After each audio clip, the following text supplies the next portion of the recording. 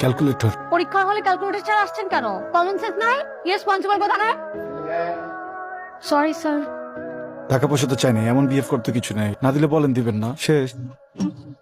এই যে শুনেন, আমি আপনার কাছে ফোন আছে, আমি একটা কল করতাম। ক্যাম্পাসে কি ফোন অ্যালাউড? সেটা আমি জানি। জিজ্ঞেস করতেছেন কেন তাহলে? জানেন না রুলস এন্ড রেগুলেশন? জানেন না খালি ক্যালকুলেটর আনলে হবে? আমি আসলে ঢাকার বাইরে থেকে পরীক্ষা দিতে আসছি, ভর্তি পরীক্ষা। তো? আমার সাথে আমার মামা ছিল, কিন্তু আমাকে বলছিল যে পরীক্ষা শেষ হলে গেটের সামনে দাঁড়াতে থাকতে, কিন্তু আমি না মামাকে খুঁজে পাচ্ছি না। আমি যে মামাকে একটা ফোন করবো, আমার কাছে ফোনটাও নাই। কে কি ফোন ফ্যাক্সের দোকান মনে হয়? আমি ঠিকানা জানি, কিন্তু আমি না ঢাকা শহর কিচ্ছু চিনি না।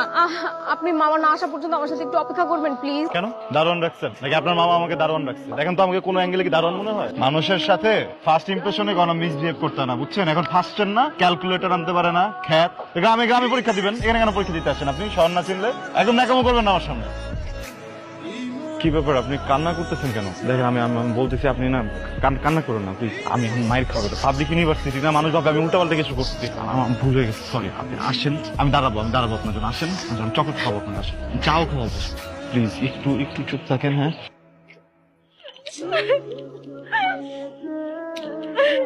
এর জন্য আমি ঢাকা আসতে চাই না। ঢাকার মানুষজন একদম ভালো না, কোনো মায়া নাই দয়া নাই, নিষ্ঠুর মানুষজন। আপনি যখন পেটে ছিলেন আপনার আম্মুর, তখন কি নারী ভুজির ভিতরে পেঁচাই গেছিলেন? আপনার মনে তো প্যাচ কেন? চিনি যে বাদাম ছিলে আপনাকে দিতেছি, আইসক্রিম খাওয়াইলাম, এগুলোতে আপনার চোখে পড়ে না? আর কি করলে আপনার মন ভরবে বলেন আপনি আমাকে? সকালবেলা না মামা ওই দোকানটা থেকে এক কাপ চা এনে খাওয়াইছিল, তো মজা।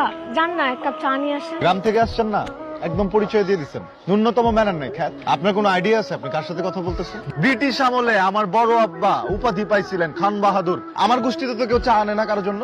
আমার আব্বার কোনো পরিচয় নাই থাকতে পারে, সরকার বংশের ছেলে আমরা, বুঝছেন না? যেন আপনাকে আমি মাফ করে দিলাম। আমার দাদা খান বাহাদুর হামিদ সাহেব যদি বেঁচে থাকতেন, সরি বড় আব্বা, উনি আপনাকে ছুলে চড়াইতেন। আপনি তো আসলে আমার পরিচয়টা জানতেন না তখন পর্যন্ত, যে আমি সরকার বংশের ছেলে। যান আমাদের দুজনের জন্য 2 কাপ চা নিয়ে আসেন, আমার তৃষ্ণা পাইছে চা খাওয়ার। ব্রিটিশ নরপিচাস নীল চাষি গুলো আপনি বাংলা বিচার লাগবে না আমার চা। শুধু আপনার জন্য আমি চা এনে খাওয়াবো। ওয়াও, আই রে ভাই, আপনি তো সেই চা বানান।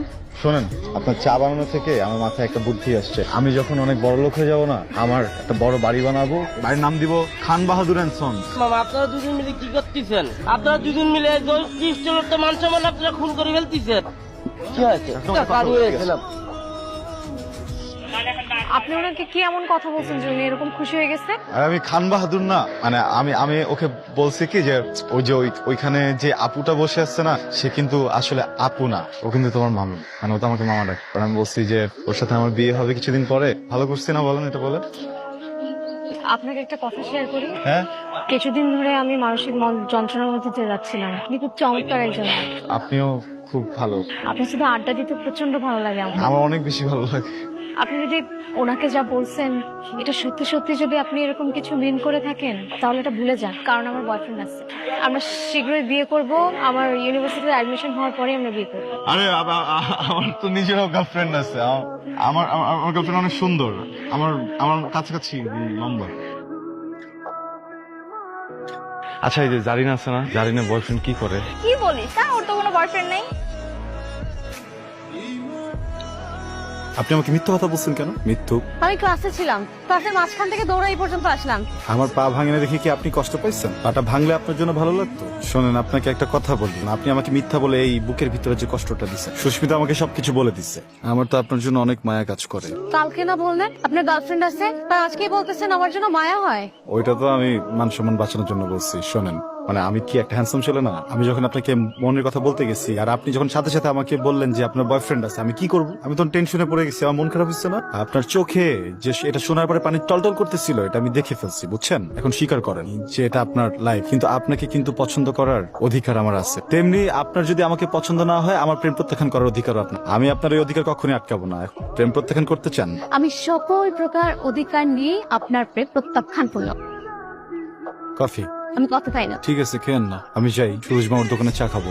আপনি দাঁড়াচ্ছেন ফাঁকি দর ধান্দা, যান ক্লাসে যান। কালকে ক্লাস হচ্ছে? না, নাই। তাহলে আপনাকে একটা সুযোগ দেই, কালকে সন্ধ্যা 6টায় মামার দোকানে আপনার অপেক্ষা করব। আপনি যদি আমার প্রেমে রাজি থাকেন, তাহলে একটা লাল শাড়ি পরে চলে আসেন। আপনি করেন অপেক্ষা, আমি এসবের মধ্যে নাই। শোনেন, কফিটা দিয়ে যান, ক্লাসমেটের জন্য নিয়ে যাব। আমার এই দশা হইল কেন?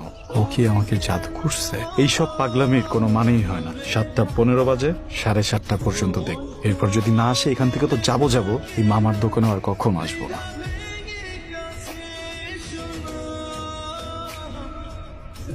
আপনি না বলছিলেন আপনি এসবে রাজি না, আসলেন যে?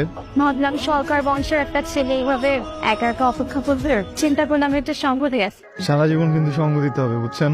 আমি একা একা ওয়েট করবো সবসময়। সিনেমা ডায়লগ দেবেন না তো, আমার এসব পছন্দ না। আমার প্রেম কি আপনার কাছে সিনেমা ডায়লগ মনে হয়? এটা তো ঠিক না জানেন। ছি, একটা মানুষের ইমোশন নিয়ে এসব বলা তো একদম ঠিক না। ছি, কি করবে না, যান কাপি আসি। তার আগে বলেন আপনি ডিসিশন কি নিছেন? এটা কোন ডিসিশন নিছেন? দিলাম লাইসেন্স।